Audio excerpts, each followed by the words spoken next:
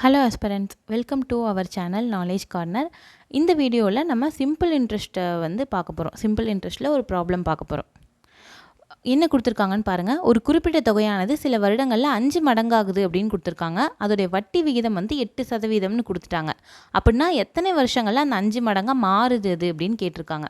ஒரு குறிப்பிட்ட தொகை அப்படின்னு சொல்லிட்டாங்க. இப்போ ஒரு தொகையை நம்ம முதலீடு பண்ணியிருக்கோம், அது சில வருஷங்கள் கழித்து 5 மடங்காயிடுச்சு அப்படின்னு சொல்கிறாங்க.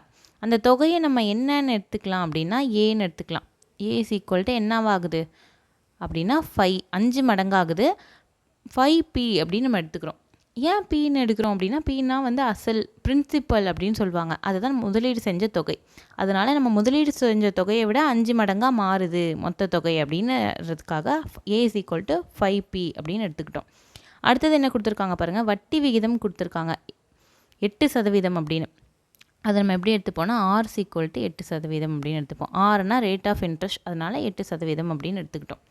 அடுத்தது எத்தனை வருஷங்களில் 5 மடங்காகும் அப்படின்னு கேட்டிருக்காங்க. வருஷம் நம்மளுக்கு தெரியாது. ஸோ என் ஈக்குவல் டு என்ன அப்படின்னு தெரியாது, நம்ம தான் கண்டுபிடிக்க போகிறோம். என்னா என்ன அப்படின்னு பார்த்தீங்கன்னா நம்பர் ஆஃப் இயர்ஸ், வருஷங்கள் அப்படின்னு அர்த்தம். சரியா? இப்போ நம்ம இதை கணக்கு பண்ணணும். வருஷத்தை தான் கணக்கு பண்ண போகிறோம். சரி, வருஷத்தை கணக்கு பண்ணால் நம்மளுக்கு என்ன வேணும் அப்படின்னு பார்த்தீங்கன்னா சிம்பிள் இன்ட்ரெஸ்ட்க்கு ஒரு ஃபார்முலா இருக்குது. அதை வச்சு நம்ம ஈஸியாக கால்குலேட் பண்ணிடலாம்.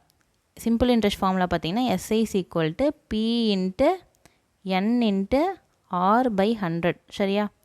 நம்மளுக்கு பி தெரியாது, என்னு கண்டுபிடிக்க போகிறோம், ஆர் தெரியும். இதை வச்சு கண்டுபிடிக்கலாமா அப்படின்னு பார்த்தீங்கன்னா நம்மளுக்கு சிம்பிள் இன்ட்ரெஸ்ட் தனி வட்டி அதோடைய மதிப்பு தெரியாது. அந்த மதிப்பை கண்டுபிடிச்சா தான் நம்ம இந்த ஃபார்முலாவில் போட்டு என்ன கால்குலேட் பண்ண முடியும்.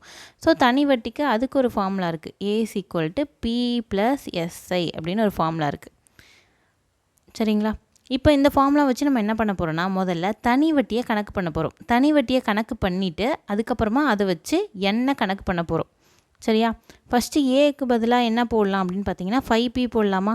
5p ஈக்குவல் டு பி அப்படியே போட்டுக்க வேண்டியதான். பி ப்ளஸ் எஸ்ஐ அப்படின்னு போட்டுக்கலாம். அப்போ எஸ்ஐ ஈக்குவல் டு என்ன வருது அப்படின்னா SI equal to 5p minus பின்னா 4p அப்படின்னு ஆன்சர் வந்துடும்.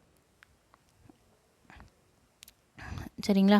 இப்போ இதை எடுத்துகிட்டு போய் நம்ம என்ன பண்ண போகிறோம் அப்படின்னு பார்த்தீங்கன்னா எஸ்ஐ ஃபார்முலாவில் போட போகிறோம். அதாவது சிம்பிள் இன்ட்ரெஸ்ட் ஃபார்முலாவில் போட போகிறோம்.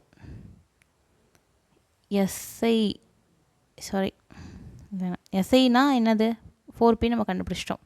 4p equal to P into என்னன்னு தெரியாது, என் இன்ட்டு ஆருக்கு பதிலாக 8 இங்கே போடுறேன். 8/100 அப்படின்னு போடுறோம்.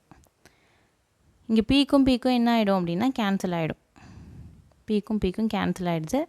ஸோ என் ஈக்குவல் டு என்ன வரும் அப்படின்னு பார்த்தீங்கன்னா 4 × 100 கிராஸ் மல்டிப்ளிகேஷன் பண்ணுங்கள். 400/8 அப்படின்னு வரும் ஆன்சர்.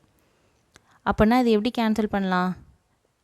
40 8 என்னென்னா 5 தடவை வரும். 5 ஒரு 0 வரும். 50 அப்படின்றது தான் இந்த சம்முக்கான ஆன்சர் அப்படின்னு நம்ம கண்டுபிடிக்கலாம். இது ஒரு ஈஸியான சம் தான். இதை நம்ம இந்த வீடியோவில் பார்த்துருக்கோம். நெக்ஸ்ட் வீடியோவில் நம்ம இதே மாதிரி இன்னொரு சிம்பிள் இன்ட்ரெஸ்ட் சம்மை பார்க்கலாம். தேங்க்யூ.